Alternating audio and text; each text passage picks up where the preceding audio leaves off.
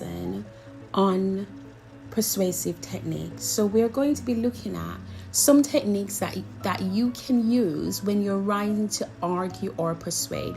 And I found a real good example of a range of different techniques that will make your persuasive writing that more convincing and persuasive. So let's begin. So the first one I would like to look at is alliteration. And alliteration is the repetition of consonant sounds or blends. So for example, Spanish sunset sweeps across the sand, sea, and sangria. And of course, it is a bit of a tongue twister. In this example, you can see the repetition of the S's. This is also an example of sibilance. The second one is emotive language. Now, emotive language is any word or phrase that appeal to the reader's emotions. So this example here is: the attack was vicious, cruel, and fervent, with horrifying results. Now, the emotive words in this example would be vicious, cruel, fervent, horrifying, and also attack would be very emotive. The next one is opinions. Now, your opinion is an idea that isn't factual, right? It isn't factual. It is just your own beliefs. So this example is: I believe that, or you could say in my opinion, or I think that, or I feel. So if you really look at the examples, you can see that they're all about belief or what you think or what you feel. It's not a factual thing, even though some opinions can be factual, but a lot of times opinions aren't. Humor. Now, the tip is that this doesn't have to be laugh out loud. So you don't have to have a laugh out loud moment when you put humor in your writing. It could be sarcasm, it could be puns, it could just be an amusing story or a witty comparison, for example. So when you think of putting humor into your persuasion, a good way to do that is by using sarcasm or satire. Statistics. Now, statistics are any data. So we could have percentages, we could have data, we could have numbers. So it is going to be focused on your data, your numerical figures, and it is very factual. So 57% of people believe in aliens. 9 out of 10 people eat baked beans at least twice a week.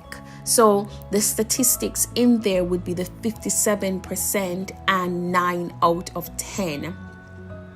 Rhetorical questions. Now, this is a question that does not require an answer. The writer does not require the reader to answer this question, because the writer is going to put the answer in the persuasion. So, for example, don't you crave success? Would you want a life of poverty and loneliness? And of course, the answer to that, or the answers to those questions, would be in your persuasive argument. Anecdotes are amusing personal stories. When I was a child, so they can begin with when I was a child, or just yesterday, or last night, or last time this happened to me. So all of these things are quite personal and they tell a story. Direct address, so we're looking at, or pronouns, you, something that directly addresses the audience. So you know this means this needs to end, so you need to help us now. So it immediately gets your audience on side. Triplets, or list of 3, or patterns of 3, they're all the same. So 3 words that they mean the same thing. So you're emphasizing the same idea 3 times. Let's look at the examples. London is a vibrant, diverse, and exciting place. So there, your triplets would be vibrant, diverse, exciting. And the next one, friendly, loyal, intelligent. A dog is the perfect pet. So friendly, loyal, and intelligent would be your triplets. First person, so we're looking at the pronouns I, my, me. So my life's great because I work so hard. So here you can see the pronouns my and I. Rebuttals. So rebuttals are basically your counter arguments. So anyone who claims that unemployment is easy is wrong. It's not easy, it's tough. So you think about what the opponent's arguments would be. What would the people who disagree with your point say? And you rebut it by addressing it, but then rebutting it with your point. And this makes your argument stronger because you can prove that what anyone that disagrees with what you're saying have to say is wrong. Hyperbole is another word for exaggeration. So when you're exaggerating, you're really stretching the truth, you're really telling a white lie and emphasizing your points. So the example is shampoo doesn't get better than this. Your hair's left with an infinite dazzling shine. So the exaggeration here is that this shampoo is the best there is, the best ever. Now, imperatives, another word, what I tell my students is that our imperatives are bossy verbs. So they're very bossy, and you can see this in the example. So get out your wallets, hand over some money, and make a difference. So we have 3 imperative verbs there: get, hand, and make. And they're all bossy verbs telling you to do something. They're command words.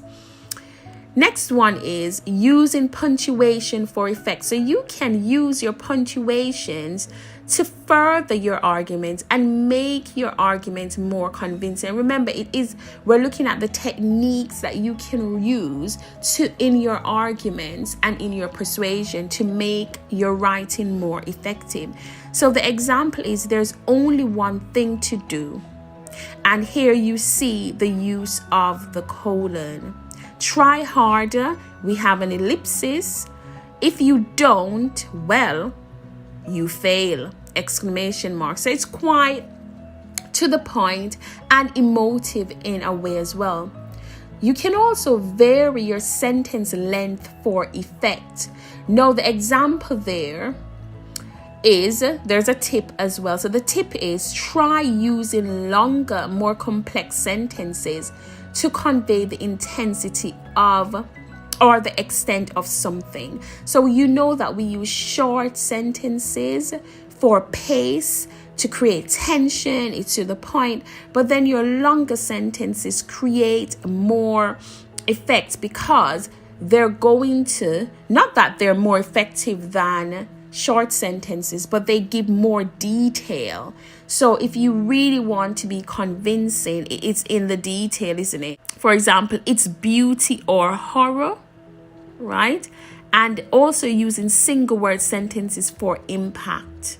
So you're using your longer sentences, your more complex sentences to convey the intensity of something and also the detail, and then the shorter sentences for impact. And you know that you can use hollow phrases, which are single word sentences. So if you think about it, how can you use these words for impact in your sentences to create that persuasion?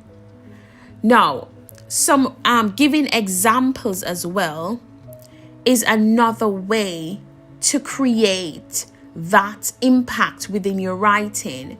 So one example is, for instance, an illustration of this is, so these are just some sentence stems that can help you.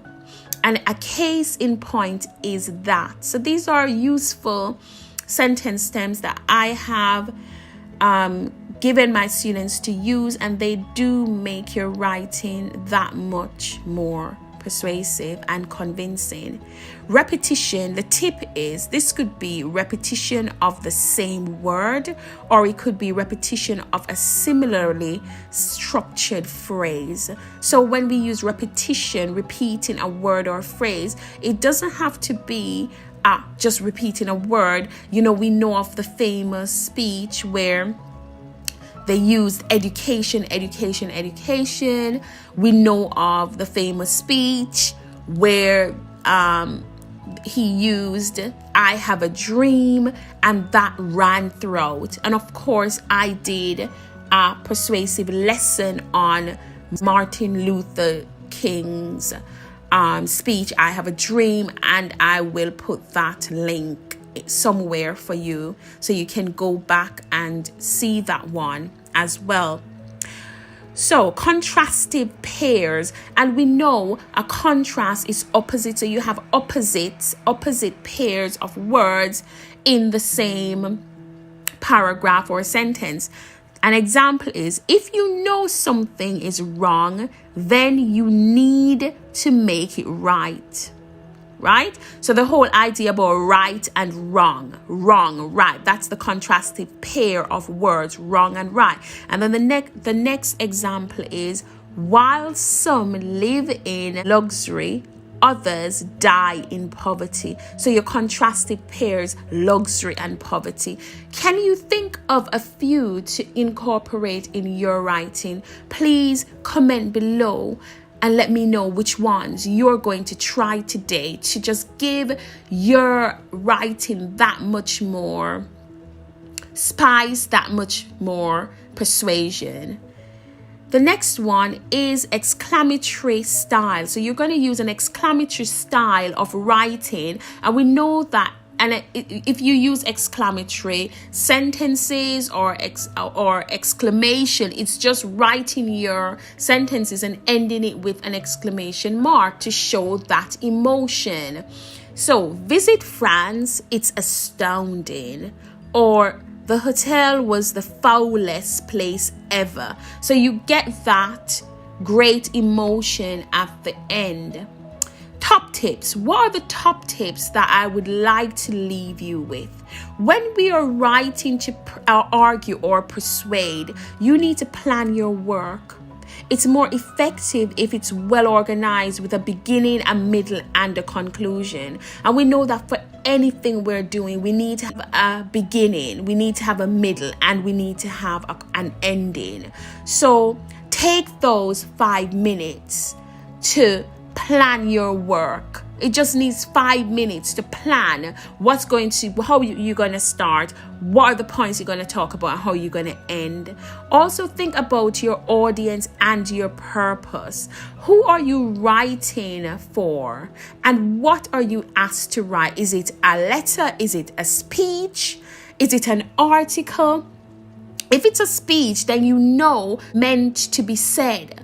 So when we are assessing it, we're looking at how effective it is as a speech. If it's an article, then that's a written format, isn't it? It's not made to be presented. So how are you going to structure that? And use the techniques that are appropriate to the style and to the purpose and to the audience. Well, we've come to the end of this tutorial. As always, I'm happy that you could join me. I'm happy that you took the time to stop here with me and go through writing to argue and persuade. That's what we looked at today. Why not? Let me know what you'd like me to look at in the next one. Bye for now. Peace and love. And I'll see you in the next one. Bye.